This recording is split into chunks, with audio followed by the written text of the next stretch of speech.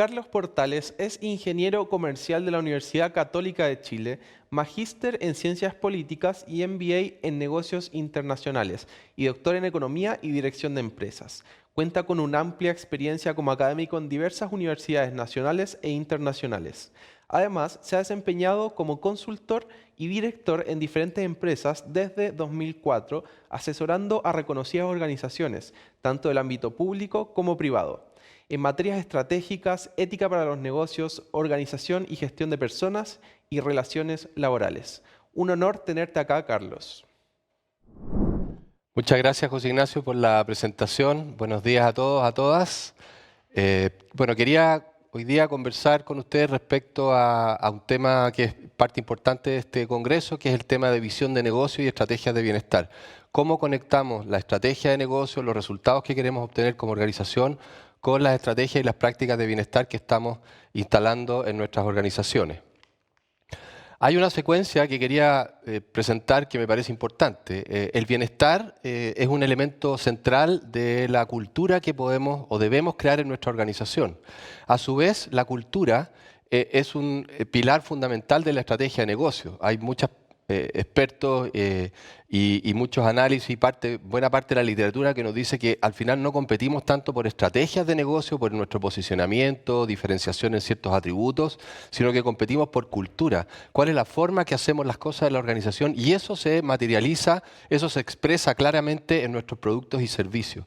Y finalmente eso es lo que nos permite obtener resultados superiores. Entonces, quiero compartir hoy día con ustedes esta secuencia de ver cómo construimos un bienestar para desarrollar una determinada cultura y luego eso tiene un impacto en la estrategia de negocios y en los resultados superiores que podemos obtener como organización.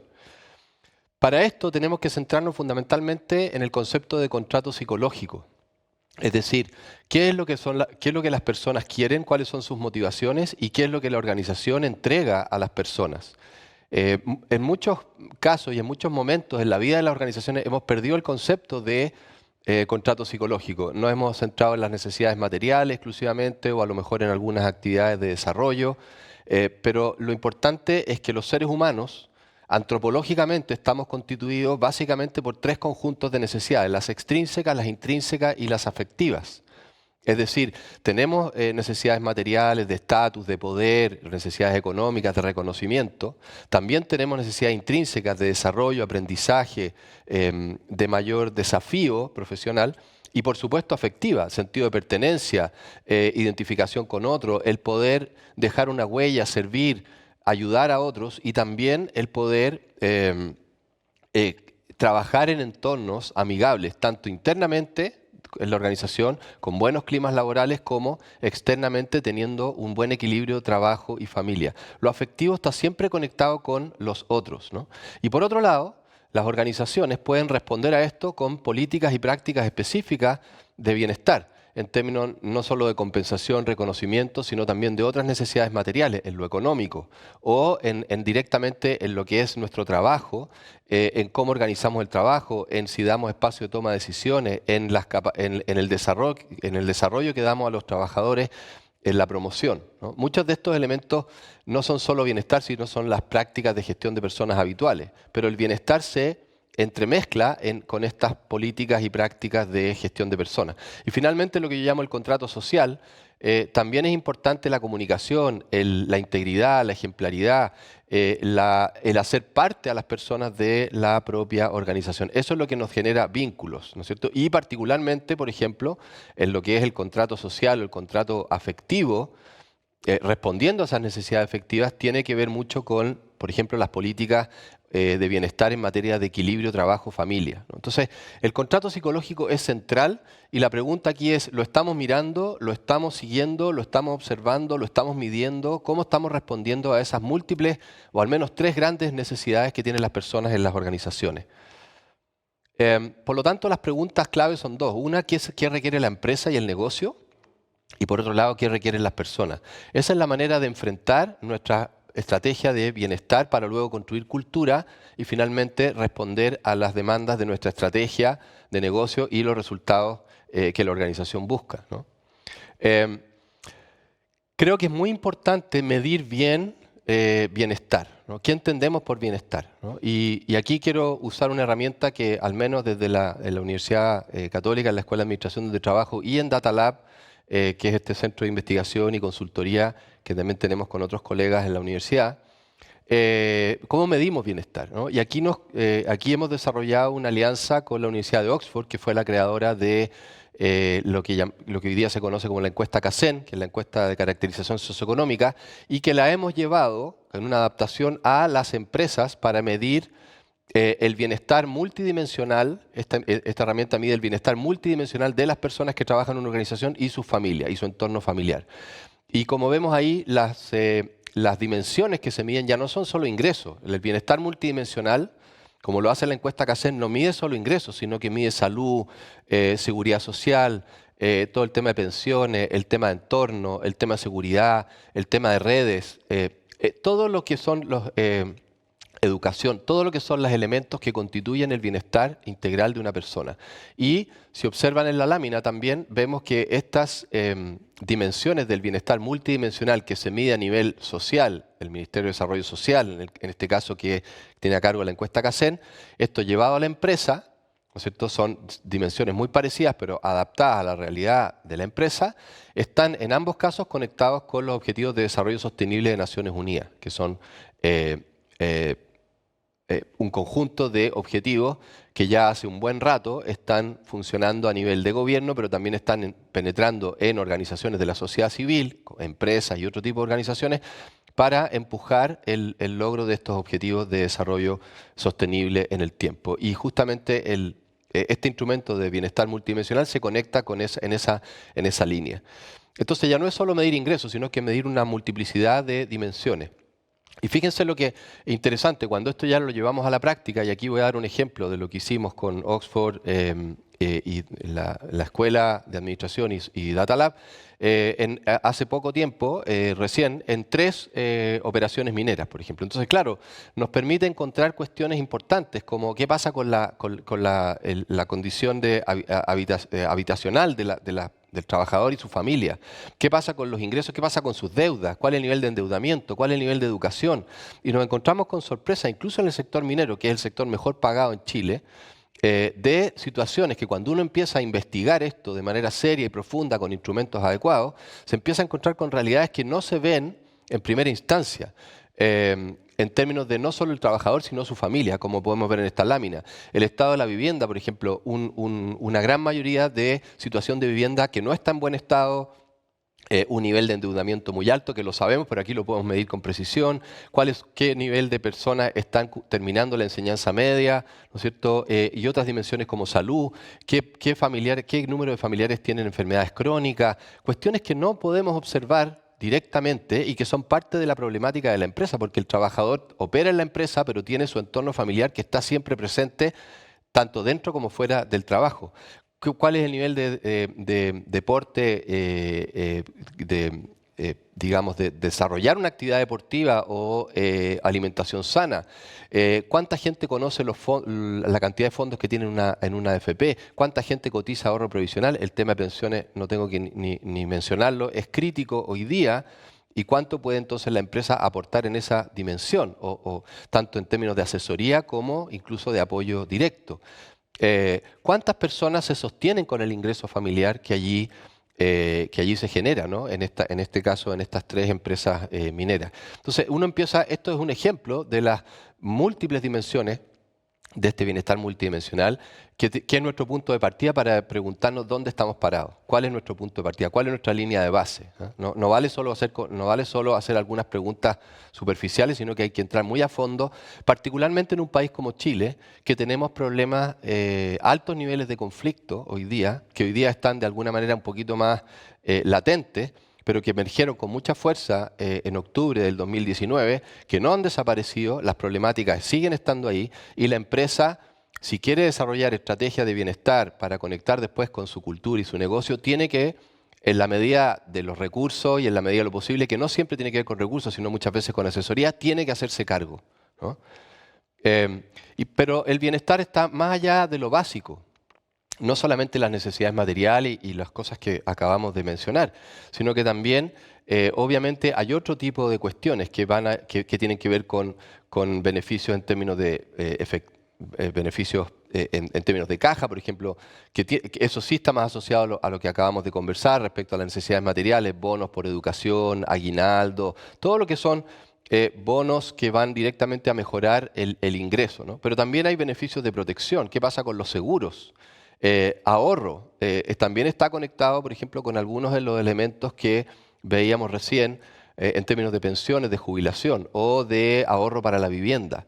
Entonces, vemos que algunos de los tipos de bienestar que normalmente las empresas despliegan sí están más asociados a lo que llamamos necesidades materiales más básicas. Pero después tenemos capacitación y desarrollo, que no necesariamente está dentro de la lógica de este bienestar material, sino que vamos un peldaño más arriba, ¿no? Capacitación, desarrollo, entregar competencias, capacidades. Y finalmente tenemos prácticas y políticas de bienestar asociadas al trabajo, al equilibrio trabajo y familia, ¿no? Que están incluso en un peldaño aún superior, más allá de las necesidades materiales básicas que describíamos en esta encuesta de bienestar multidimensional, y que en parte son abordadas por las prácticas más tradicionales de bienestar, pero que vemos que aparecen otras demandas también para lograr construir esa cultura y generar mayor compromiso de las personas en la organización y lograr desplegar de buena manera nuestras estrategias de negocio y lograr nuestros resultados. Uno de los elementos que va más allá de lo básico, por ejemplo, es todo el tema de teletrabajo, ¿no? Acá es un estudio que hicimos en Datalab. La pregunta que nos tratamos de contestar es, en este nuevo fórmulas de trabajo híbrido, que son aspiraciones y motivaciones que van más allá de lo tradicional, de lo básico, ¿cómo estructuramos, cómo ordenamos estas jornadas, cómo ordenamos el trabajo y haciéndolo parte también del bienestar que estamos entregando, ¿no? Porque más allá de las necesidades específicas de la empresa, puede haber un beneficio directamente para los trabajadores y para la empresa, pero pensando en este caso en los trabajadores, de cómo ordenamos bien, cómo organizamos bien el teletrabajo o el trabajo híbrido. Y acá descubrimos que habían varios elementos, por ejemplo, que son más importantes que otros. Este es un estudio de un modelo predictivo que nos preguntamos cuáles son las variables que van a influir en la satisfacción y la productividad con el teletrabajo. Entonces descubrimos que no todas las variables importan, algunas importan mucho más que otras. Por ejemplo, la calidad de vida laboral, el espacio físico con el que se cuente para hacer teletrabajo, las relaciones interpersonales que no se pierdan, la calidad del puesto de trabajo y el acceso a hardware y software, toda la parte tecnológica, y los liderazgos, ciertas características de los liderazgos son las 5 variables más claves hoy día en un conjunto transversal de organizaciones que pudimos estudiar o que seguimos estudiando, que nos permiten, ¿no es cierto?, generar un mayor bienestar, acomodando, reorganizando el trabajo y, por lo tanto, cumpliendo un doble objetivo de este contrato psicológico de generar un bienestar para las personas en este nuevo entorno laboral, ¿no?, en que el trabajo híbrido ya se instala con mayor fuerza después de la pandemia, y por otro lado, cumplir las necesidades de desarrollar la estrategia, los planes de negocio y lograr los resultados que las organizaciones necesitan.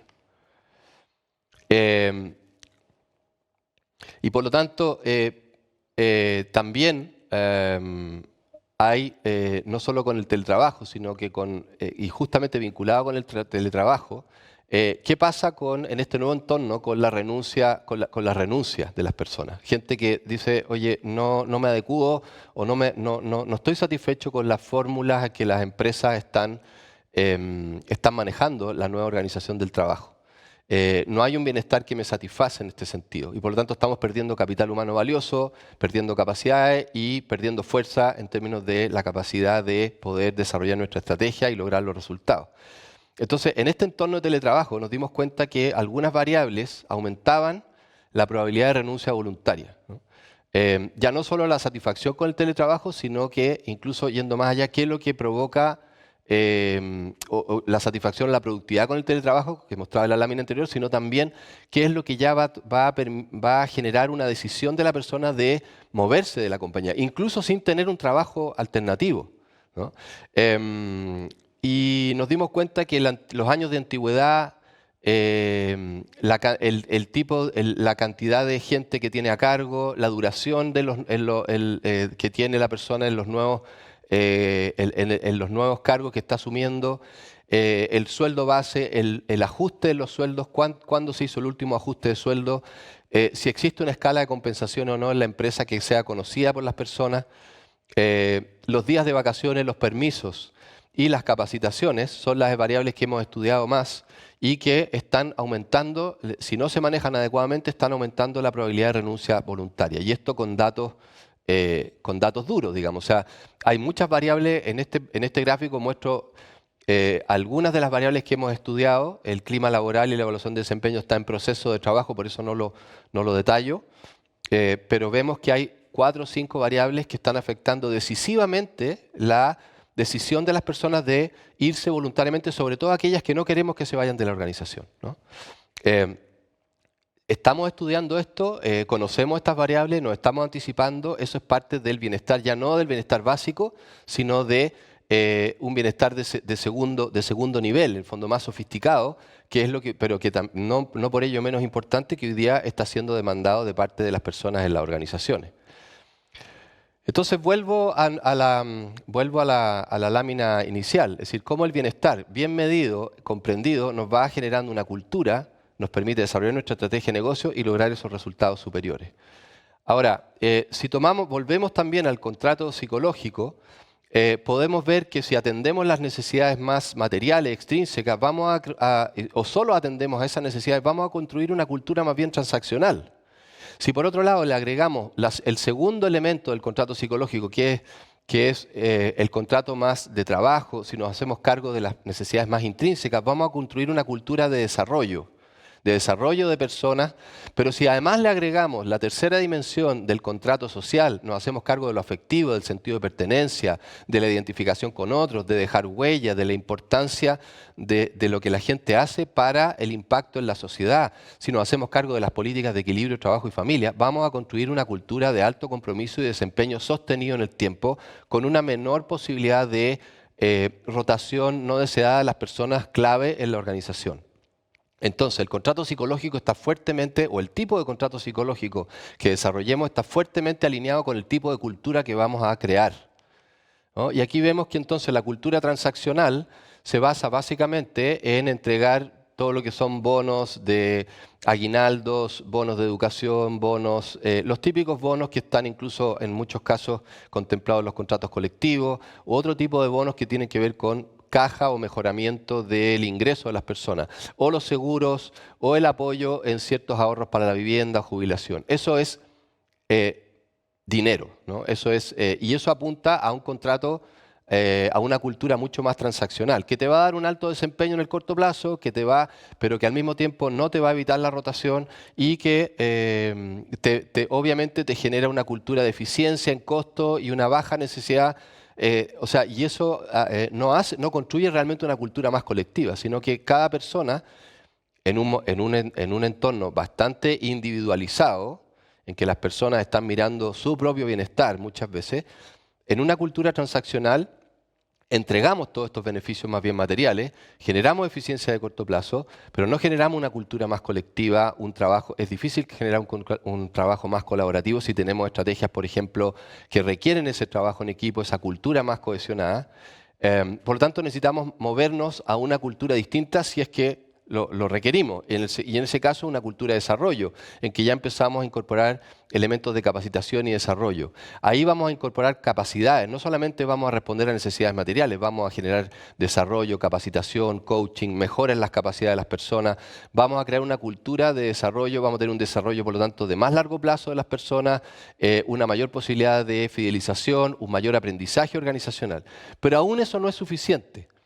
Deberíamos ir a una cultura de alto compromiso y desempeño sostenido si es que nos hacemos cargo de todo lo que es los temas de equilibrio, trabajo, familia, vida personal, todo lo que es el entorno familiar y personal de la persona, ¿no? Del trabajador. Y ahí el desempeño de corto y largo plazo, no solo el desempeño de corto, sino de largo plazo, también el desarrollo, y ahí logramos un desarrollo humano integral, ya no solo lo material, no solo su desarrollo, sino su desarrollo como persona. Logramos más estabilidad y fidelización del personal, sobre todo en aquellas empresas que requieren una estrategia de más de mantener a su personal. Todas las estrategias de servicio, por ejemplo, al cliente necesitan más permanencia de las personas en la organización, porque el servicio es una cultura que cuesta enseñar, cuesta asentar, y por lo tanto, si tenemos mucha rotación, o una rotación, digamos, no tan alta, pero tenemos rotación de nuestras personas clave, no vamos a lograr esa cultura de servicio, esa cultura de conexión, de identificación con el cliente.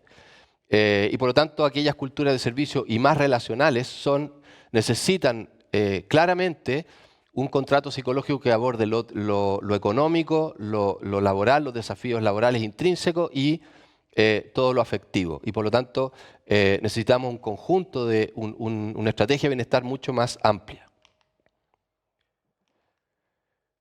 Para cerrar entonces, vemos que esta cultura, este bienestar, forma cultura y nos va a determinar el tipo de estrategia que podamos desarrollar.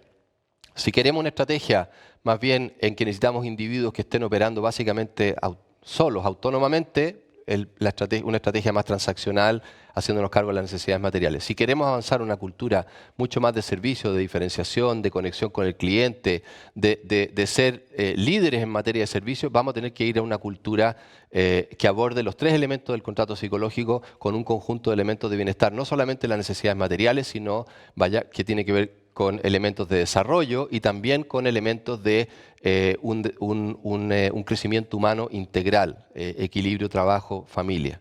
Y eso es lo que nos va a dar los resultados superiores. Y si vemos, esta es una medición que hicimos respecto a precisamente esos temas, vemos que hay una correlación muy fuerte entre las estrategias de bienestar, el compromiso de los trabajadores y el desempeño de la empresa. Y vemos que hay una correlación muy fuerte en lealtad de los clientes cuando tenemos estrategias de bienestar mucho más integrales, ¿no? Vemos que hay una productividad de los empleados mucho más fuerte cuando tenemos una estrategia de bienestar mucho más integral como la que hemos mencionado. Y lo mismo en rentabilidad, y tenemos una baja sustantiva en rotación de personal, sobre todo aquel no deseado, cuando desarrollamos estrategias de bienestar mucho más integrales. Muchas gracias.